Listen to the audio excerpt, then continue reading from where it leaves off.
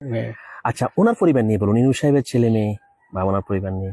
ওনার পরিবারে একটা পুকুর, হুম হুম। এখানে একটা আম গাছ ছিল। এখানে না? হ্যাঁ, এখনো আম তো গাছ গাছটা ছিল, নেই। ওখানে উঠে ওখান থেকে লাফ দিত এই পুকুরে। আচ্ছা আচ্ছা। হ্যাঁ। তখন ওনার বয়স কত হবে অনুমানিক? উনি তখন ওই ক্লাস,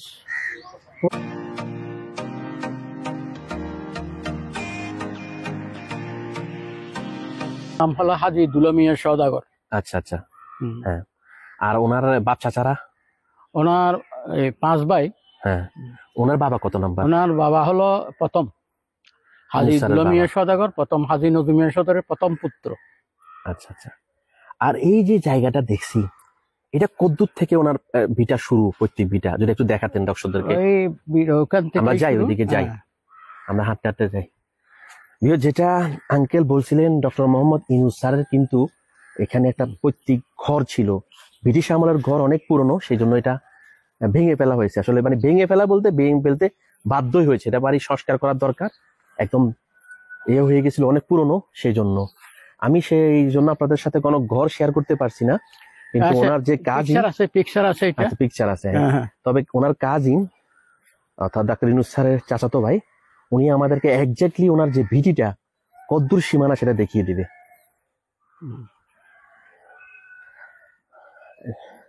যদি এরিয়াটা একটু নির্দেশ করে দিতেন, কোথায় এখান থেকে না?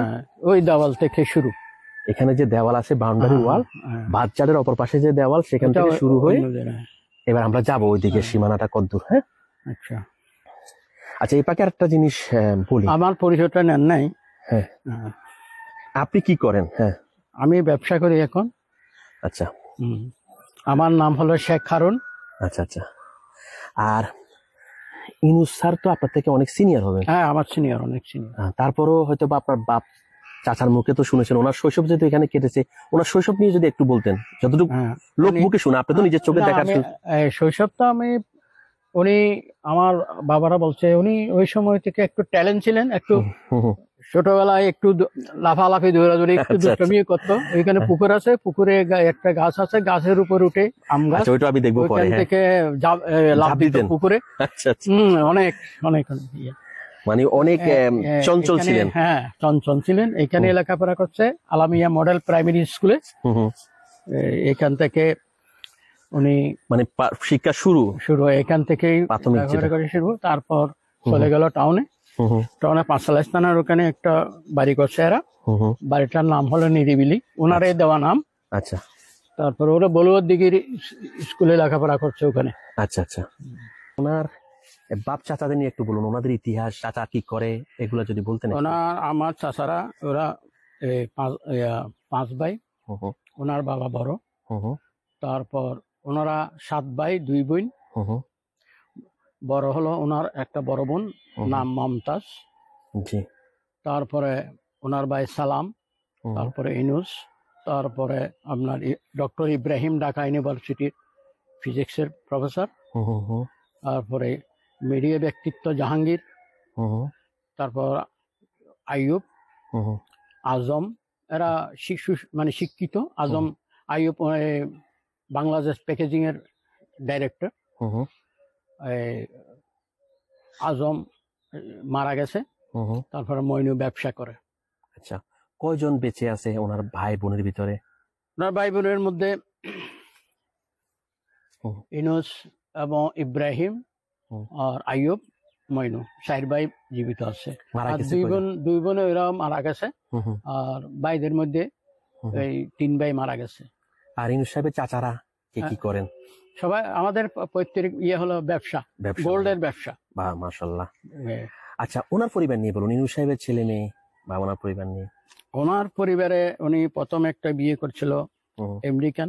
ওইটা এই দেশের পরিস্থিতির কারণে ওনারকে পরীক্ষা, ইউনিভার্সিটির ছেলেরা, উনি তখন ইকোনমিক্স এর হেড ছিলেন, পরীক্ষা পিছলাম, এটা অনেক লম্বা হিস্টোরি, পরীক্ষা পিছলাম হওয়ার জন্য করছে। ওখানে মিছিল টিছিল এই সমস্ত এগুলা জানালায় পাথর টাথর চড়েছে। এই জন্য এর ওয়াইফ এখানে আর থাকতে চায় নাই। উনি, ওনাকে বলছে উনি চলে যাবার জন্য আমেরিকায়। উনি বলছে না, আমি আমার দেশ ছেড়ে যাব না। তারপর তার একটা মেয়ে ছিল ওই সময়। মেয়েটার তখন সম্ভবত 5-6 মাস বয়স ছিল। আচ্ছা, অনেক আগের কথা তাহলে এটা। অনেক আগের প্রথম স্ত্রীর। হুম, হুম, তো মেয়েটাকে ব্যাপারে পারিবারিক একটা সিদ্ধান্ত হয়েছে, হুম, হুম, মেয়েটা এনার সাথে দেওয়ার ব্যাপারে হুম, হুম। সবাই বলছে সেই হিসেবে দিয়ে দিয়েছে। উনি ওনার মেয়েকে নিয়ে চলে গেছে, ইনুস সাহেব এখানে থেকে গেছে। পরে একটা এখানে হুম। আরেকটা বিয়ে করছে পরে, অনেক পরে।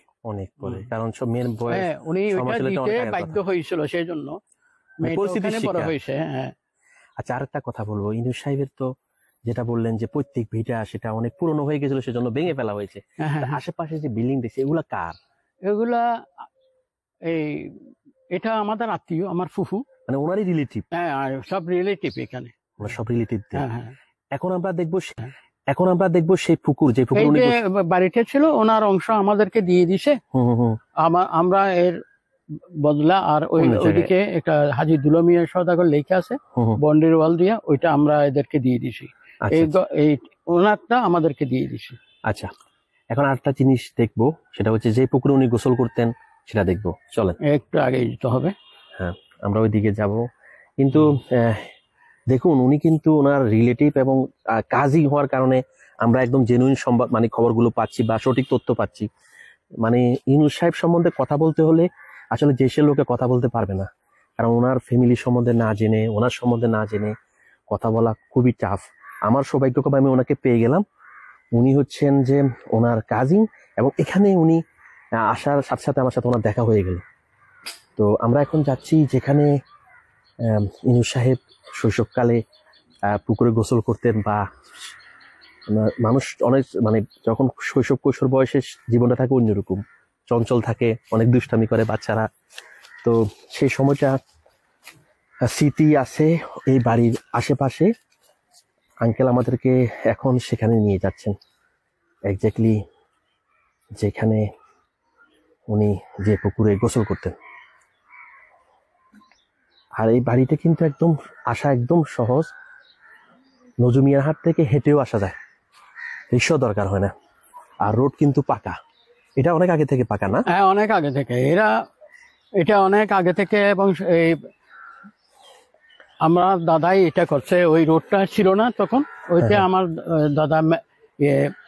দাদারাই করছে এটা।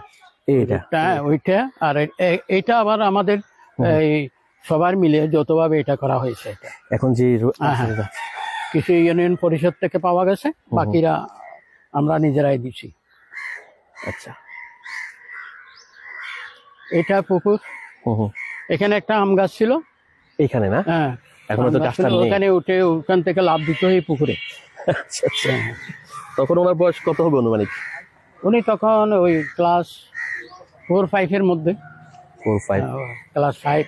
দেখুন ভিউয়ার্স, কিন্তু এরপরও চলে যাবার পর আসতো এখানে খেলতো। আচ্ছা, আচ্ছা, হ্যাঁ, ক্লাস 7-8 এখানে হাই স্কুলে, কলেজিয়েট হাই স্কুলে লেখাপড়া করছে। এখান থেকে যাওয়ার পর ওখানে ভর্তি হয়েছে, কলেজিয়েটে লেখাপড়া করছে।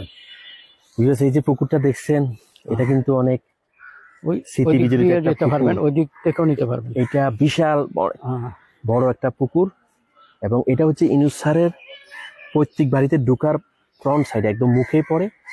এবং আঙ্কেল যেটা বলছিলেন যে আমাদের ইউনূস স্যার, মানে ওনার বয়স যখন 5 থেকে 7 বছর বা 8 বছর বা 10 বছর হবে, তিনি এখানে একটা আম গাছ ছিল, সে আম গাছ থেকে তিনি ঝাঁপ দিতেন পুকুরে। মানে শৈশবকালে বন্ধু বান্ধব ছিল সবাই মিলে। হ্যাঁ, তো দেখুন এই সেই পুকুরটা কিন্তু অনেক বড়, এবং চারপাশে আপনার 3-4-5টার মতো আছে, এটা কি বলে, গাটলা। গাটলা, এবং গাটলাগুলো কিন্তু পাকা। এবং আমি একটা কথা আঙ্কেলকে জিজ্ঞেস করবো, এই পুকুরটা কতটুক হবে, কত শতাংশ টোটাল এরিয়া পুকুরটা? হ্যাঁ, পুকুরটা তো আমরা পুরাই পুকুরটা আমাদের। হ্যাঁ, কত শতাংশ হবে এটা? আমি তো শতক জানি, ওই মানে যেটা এই মনে করেন গন্ডা হিসেব বুঝেন, হ্যাঁ, এই গন্ডা প্রায় 30-35 গন্ডা হবে। ওইটা কখন কাটা হয়, কত সালে? তো অনেক আগে, এটা তো ব্রিটিশ আমলে। এটাতে মাছ চাষ তো আপনারাই করেন? অনেক মাছ, মানে এটাতে হচ্ছে ইউনূস স্যারের বাপ চাচাদের অংশ। বাপ চাচা ওনার দাদার দাদা আর কি, হাজি হামিদ আলী সওদাগর। যে গেটটা ওনার দাদার নামে আমার ঢুকতেই ওইদিকে যান, ওইদিকে হামিদ এখানে আলী লাইনে হলো গ্যাস চলে আমাদের আসছে না? দাদার বাপ। আঙ্কেল এখানে লাইনের গ্যাস চলে আসছে অনেক আগে থেকে না? এটা তো অনেক আগে থেকে, ইলেকট্রিক অনেক আগে থেকে, পাকিস্তান আমল থেকে। হুম, হুম।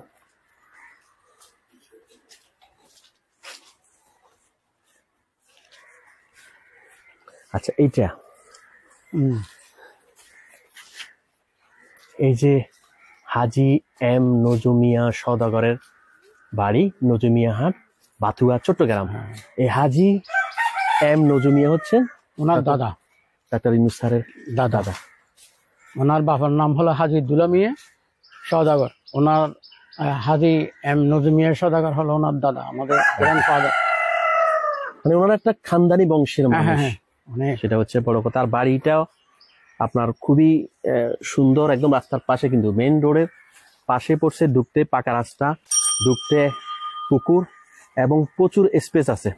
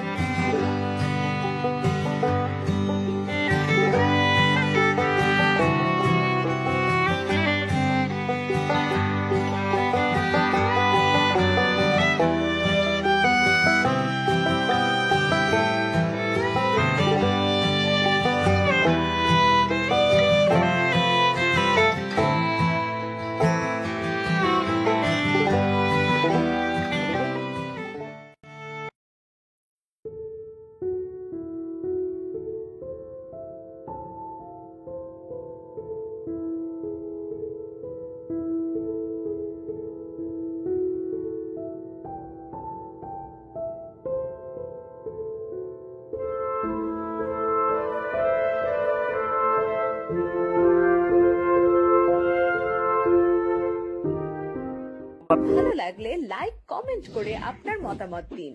সাথে থাকার জন্য সাবস্ক্রাইব করুন এবং বেল বাটনটিতে ক্লিক করুন।